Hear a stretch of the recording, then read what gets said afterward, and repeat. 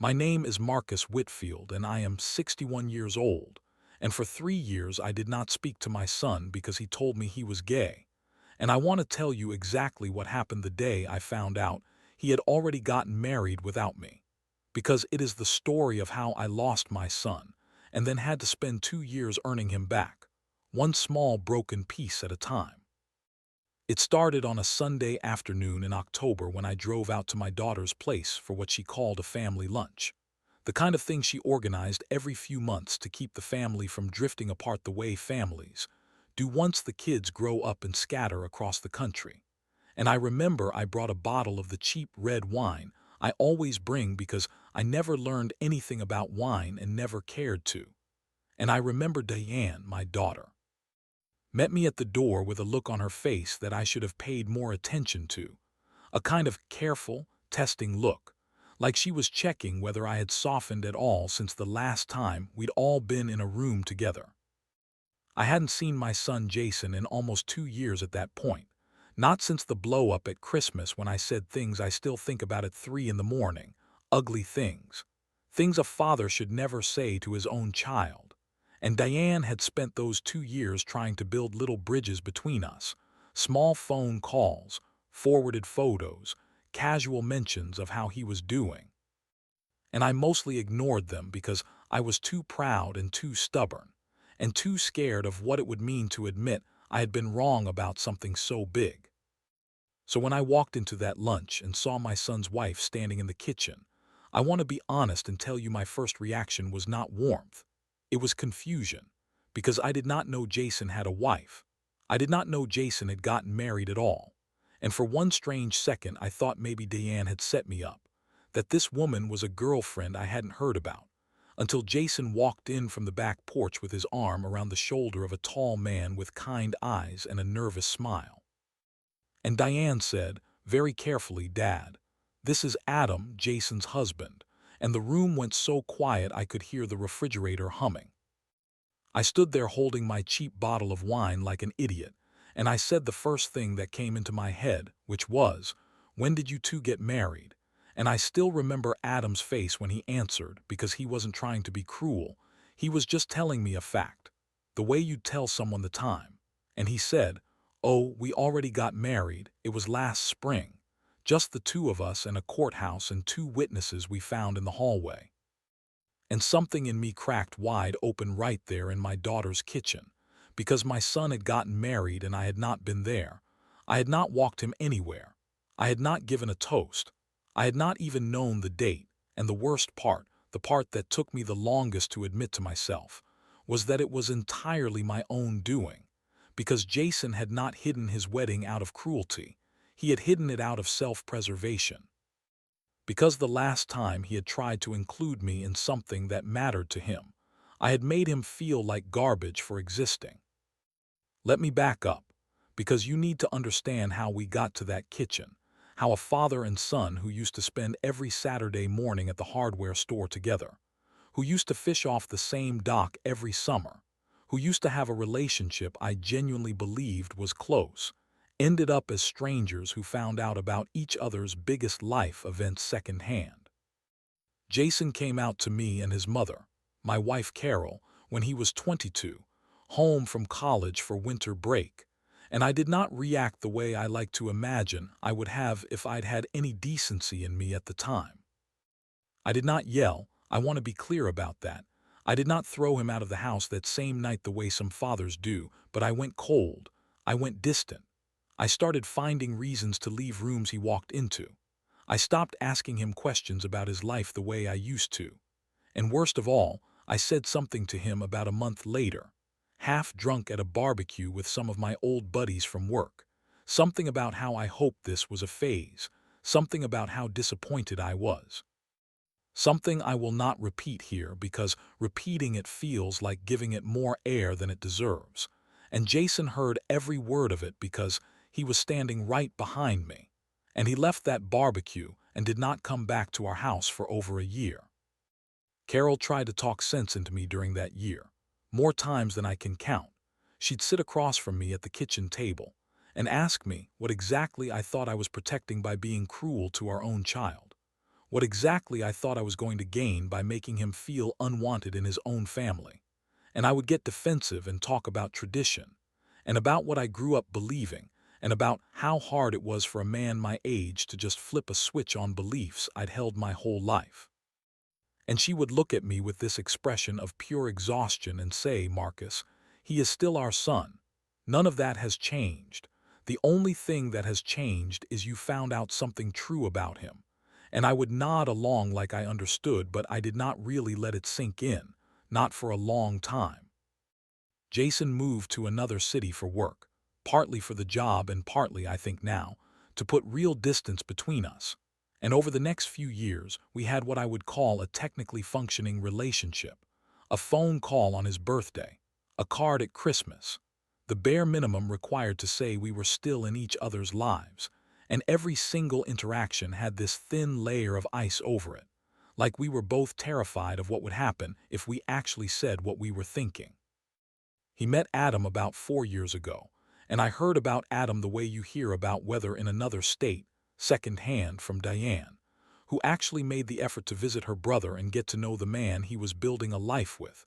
And from what she told me, Adam sounded like a genuinely good man, a high school teacher, someone who coached a youth soccer team on weekends, someone who called his own mother every single day, and instead of being glad that my son had found someone like that, I remember feeling this ugly little twist of resentment, like Adam was somehow the reason Jason and I weren't close anymore, when the truth was staring me right in the face the whole time, and I refused to look at it. Then came the Christmas that broke things even further, 2 years before that lunch at Diane's, when Jason actually made the effort to come home for the holidays and brought Adam with him. And I want to tell you I handled it well because I have spent 2 years wishing I had. But I did not. I was polite in the coldest possible way. I shook Adam's hand and called him nothing, not by name, for the entire visit. I found ways to leave the room whenever the two of them sat together on the couch, and on the night before they were supposed to leave, Jason cornered me in the garage where I was pretending to organize tools I did not need to organize, and he asked me directly, "Are you ever going to actually accept this? Are you ever going to treat Adam like part of this family?" And I said something so cold that I still cannot fully forgive myself for it. I said, "I'll be civil, Jason. That's the best I can offer you." And he looked at me for a long moment and said, "Civil isn't love, Dad." अब And then he दरवाजा left the बंद करो। garage. कामी, And the अब तो next जलेबियां morning, बनती he हैं। and Adam आज left सबके 2 लिए days मुफ्त earlier जलेबियां। than planned. अक्ल और हिम्मत से And her that was the मुश्किल आसान last हो जाती time I है। saw कामी my पूरे गांव son's का face हीरो in बन गया। person until that lunch at Diane's kitchen where I learned he was already a married man. Standing there in that kitchen holding my ridiculous bottle of wine, I had maybe 3 seconds to decide what kind of father I was going to be in that moment. And for the first time in years, I actually made the right choice, because instead of getting defensive or making some comment that would drive another wedge between us, I put the bottle down on the counter, and I looked at my son and I said, "I am so sorry I wasn't there."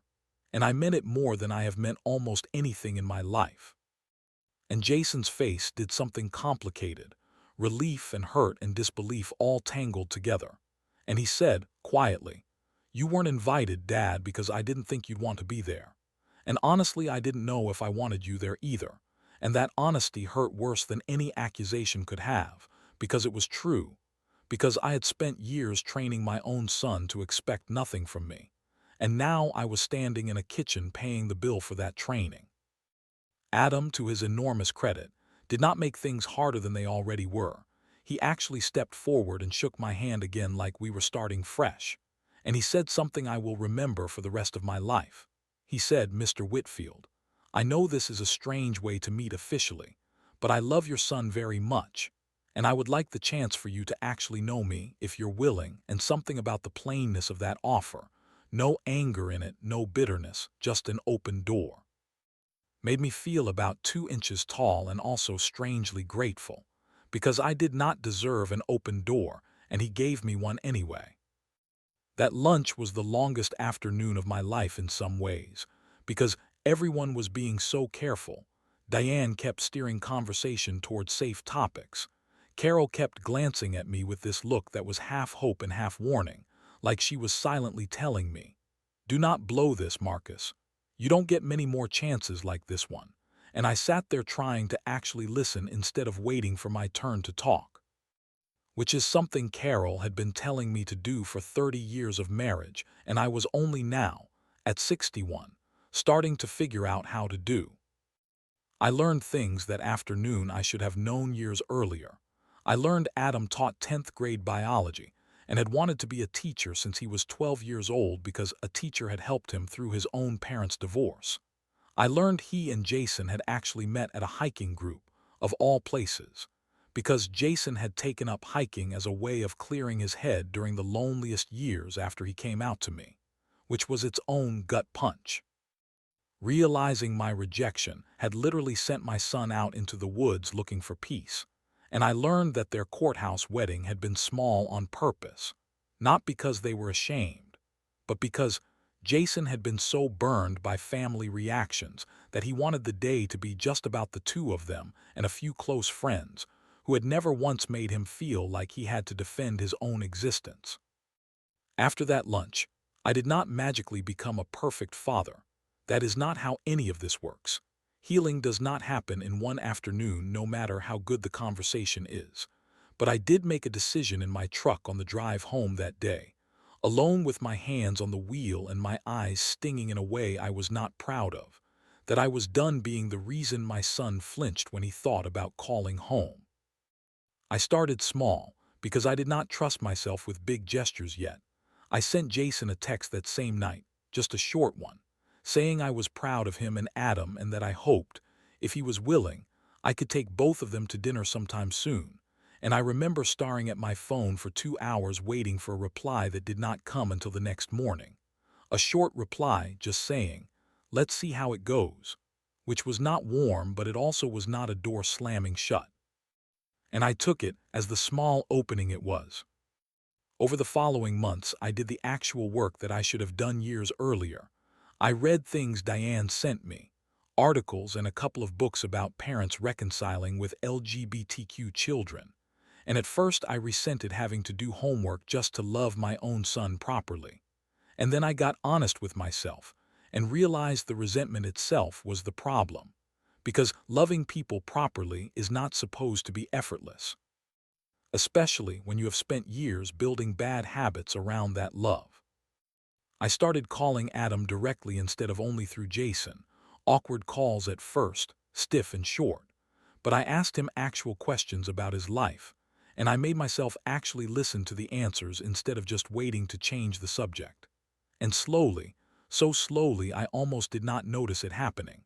The calls got longer and easier, and one day about 8 months after that lunch, Adam called me just to tell me about a rough day at school.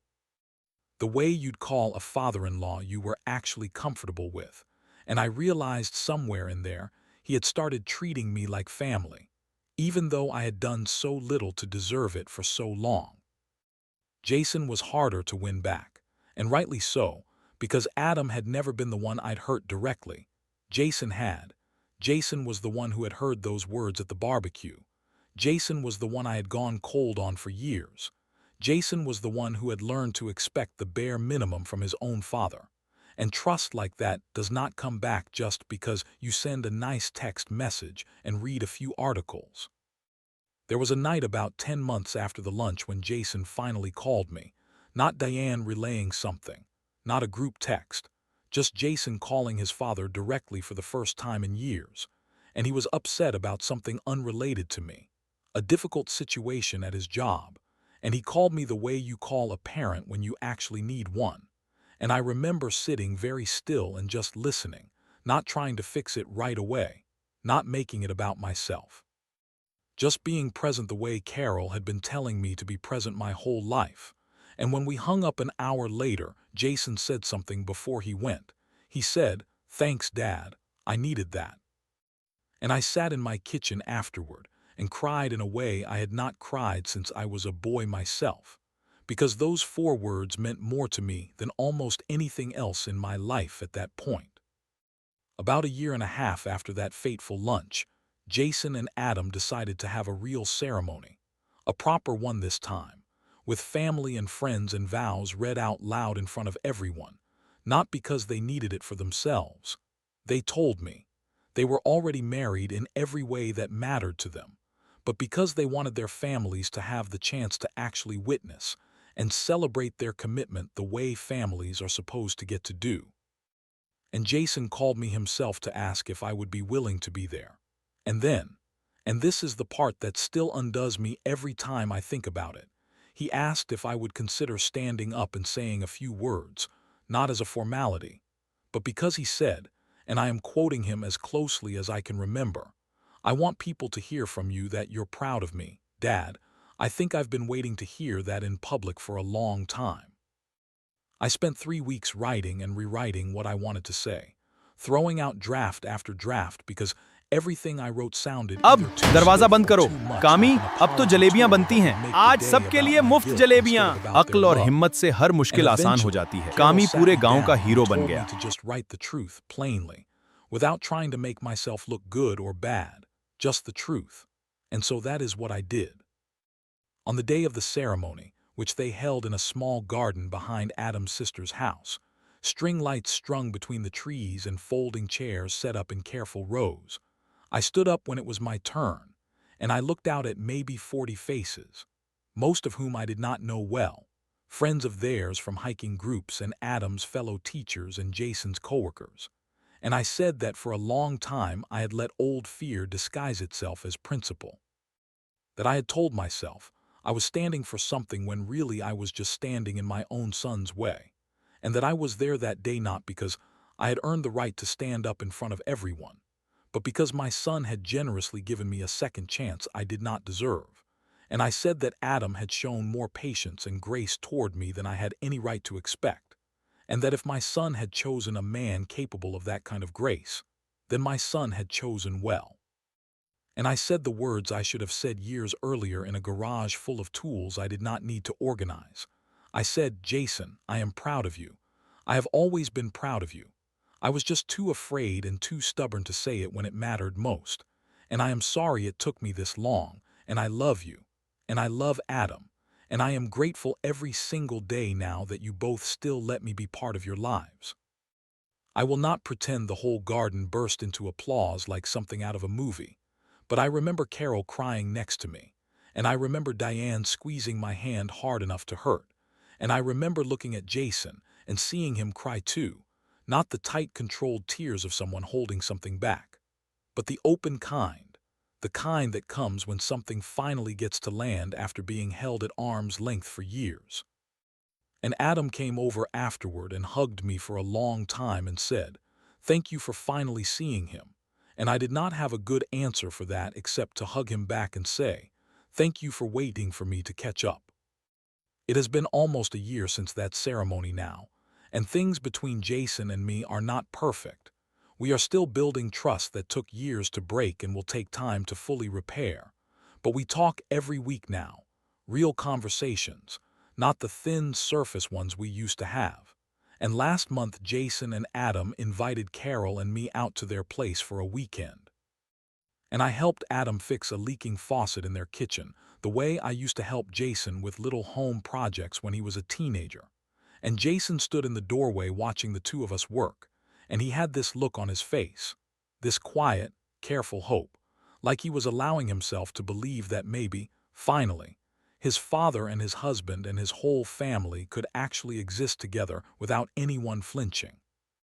And I want anyone listening to this who is a parent still holding onto old fear the way I did, still telling yourself that your discomfort is more important than your child's happiness, to understand that every single day you wait to say, "I love you," and "I am proud of you" to your own child, is a day you are choosing your own pride over your own family. And I promise you the version of yourself on the other side of letting that pride go is so much lighter and so much more at peace than the version of yourself still clinging to it. Because I lost years with my son that I will never get back. Years I spent protecting an idea instead of protecting my relationship with a person I had loved since the day he was born. And if there is one thing I would want any parent to take from my story, it is this. Your child being exactly who they are was never the problem. Your fear was the problem. And fear makes a terrible excuse to hand your own child years later when they ask you why you were not there for the biggest moments of their life. So if you are holding on to that fear right now, please, for your own sake and for theirs, let it go before you find yourself standing in a kitchen holding a cheap bottle of wine, finding out secondhand that your own child already got married without you. Because that is a lesson I hope no other parent ever has to learn the hard way that I did. There is more to this story than the version I usually tell, because people always want the short version, the version with a clean beginning and a clean ending. But healing a family does not actually work that way. It happens in 100 small, unglamorous moments that nobody would ever put in a movie. And I think those moments matter just as much as the big garden ceremony with the string lights. So let me tell you about some of them. About 6 months after that lunch at Diane's, before Jason had fully let his guard down with me, Carol suggested I invite just Adam, alone, without Jason there as a buffer, to come help me with something around the house. And I remember how strange that felt, calling a grown man I barely knew and asking him to spend a Saturday with me fixing a fence. But Adam said yes without hesitation, and we spent 4 hours out in the yard barely talking about anything personal at all. Just handing each other tools and talking about lumber and fence posts and the weather. And somewhere in the middle of that ordinary afternoon, I found myself laughing at a joke he made about his terrible attempt at carpentry back in college. And it hit me, almost like a physical jolt, that I actually liked this man. Not because he was my son's husband and I felt obligated to like him, but because he was funny and kind and easy to be around. And I remember driving to the hardware store afterward for more nails and sitting in the parking lot for a minute just letting that realization settle. Because it meant I had spent years avoiding getting to know someone I would have genuinely enjoyed knowing, all because of a fear that had nothing to do with the actual man in front of me. Carol, through all of this, was the quiet architect holding the whole reconciliation together. And I do not think I have given her enough credit in the way I usually tell this story, because while I was busy being stubborn for years, she was the one still calling Jason on his birthday every single year without fail, still sending him small care packages when he first moved away, still telling him, every single time they spoke, that his father loved him even when I was not saying it myself. And I did not find out until much later how many times she had defended me to him, telling him, "Your father is wrong, but he is not a lost cause. Give him time." And I do not know that I deserved that kind of faith from her, but I am endlessly grateful she held on to it, because without her quietly keeping that thread connected all those years, I do not think Jason would have ever given me the chance to make things right, because there would have been nothing left to reach for.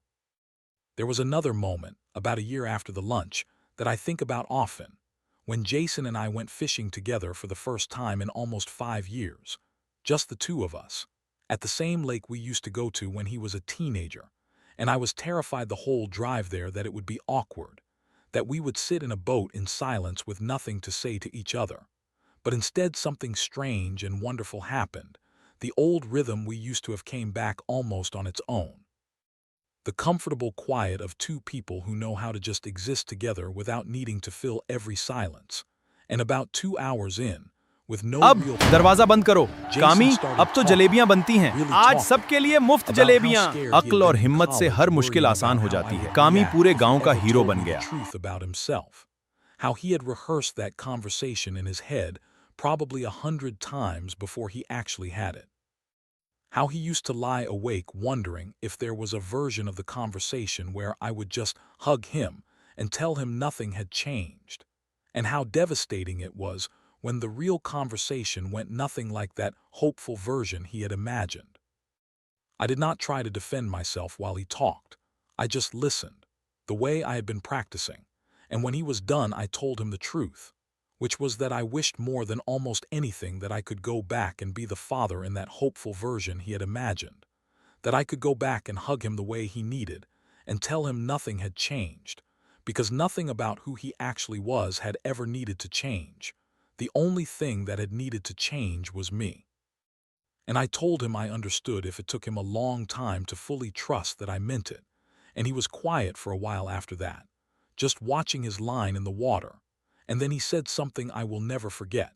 He said, "I think I'm starting to believe you, Dad, and out on that lake, with the sun going down and neither of us catching a single fish all afternoon.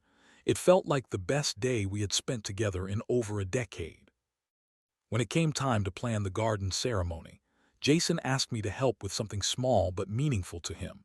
He wanted me to help pick out the suit he would wear, the same way I had helped Diane pick things out for her wedding years earlier.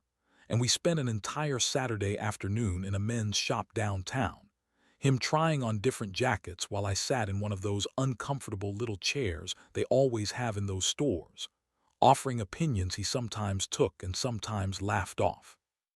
And it was such an ordinary father-son afternoon, the kind millions of families have without ever thinking twice about it. And I remember feeling almost overwhelmed with gratitude for how ordinary it felt. Because for years I had denied us both that very ordinariness, and getting it back, even in something as small as picking out a suit jacket, felt like being handed a gift I had once thrown away with my own hands.